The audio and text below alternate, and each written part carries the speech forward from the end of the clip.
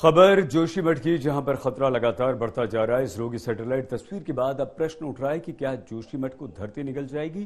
क्या जोशीमठ सिर्फ इतिहास के पन्नों में रह जाएगा? इसरो के अनुसार सिर्फ 12 दिन में जोशीमठ 5.4 सेंटीमीटर धंस चुका है और अगर यही रफ्तार रही तो जोशीमठ पहाड़ का नामो निशान मिट जाएगा।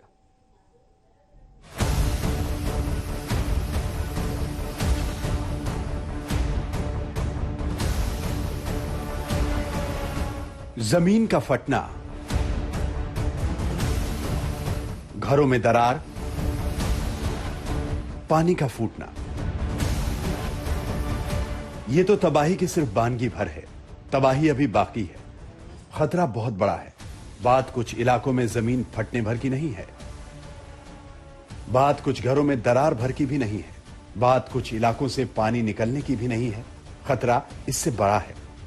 इसरो ने जोशीमठ की सैटेलाइट तस्वीरें जारी की। यह तस्वीर एक अलर्ट है, एक नोटिस है। इसरो की तस्वीर बता रही है कि जोशीमठ तेजी से धंस रहा है। अब खतरा मकानों को नहीं, पूरे पहाड़ को है। सिर्फ 12 दिन में जोशीमठ 5.4 सेंटीमीटर धंस चुका है। इसरो के मुताबिक यह धंसान 27 दिसंबर से 8 जनवरी के बीच ही दर्ज की गई है।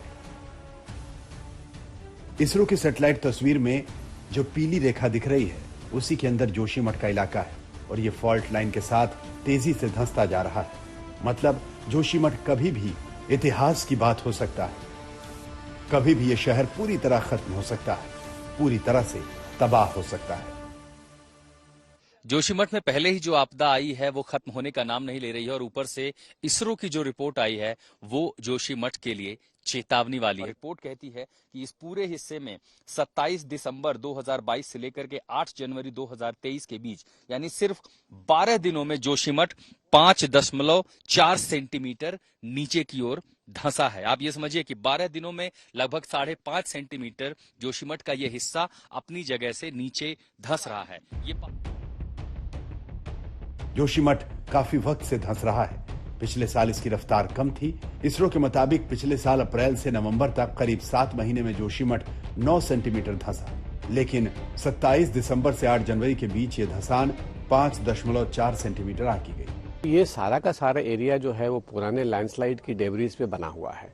तो इसकी जितने यहाँ पे डेवलपमेंट हुए हैं वो सब एक तो अनप्लान्ड है और दूसरी बहुत ही वीक फाउंडेशन पे बने हुए हैं, जिसकी वजह से ये सारी घटना जो है अचानक नहीं हो रही है। इसकी शुरुआत तो बहुत पहले ही हो चुकी थी, लेकिन अभी इस आज की तारीख में बहुत लार्ज स्केल पे इस तरह से जो मकानों में दरार आने का जो घटनाएं दिख रही हैं वो बहुत लार्ज स्केल पे अचानक हुआ है, लेकिन इसकी शुरुआत जो है वो काफी पहले से हो चुकी थी। मिश्रा समिति के सुझाव के बावजूद भी इतने बड़े स्टेब्लिशमेंट यहाँ बढ़ा दिए गए। इसके ऊपर औली है, वो नया पर्यटन और साहसिक पर्यटन का हुआ है, उसकी वजह से भी ऊपर ढाल में बहुत छेड़छाड़ हुआ। और इसके अतिरिक्त जोशीमठ के चारों तरफ जो हाइड्रो पावर प्रोजेक्ट्स और के नाम पे जो development so called developmental activity जो शुरू की गई, कहीं ना कहीं उनका भी रोल होगा।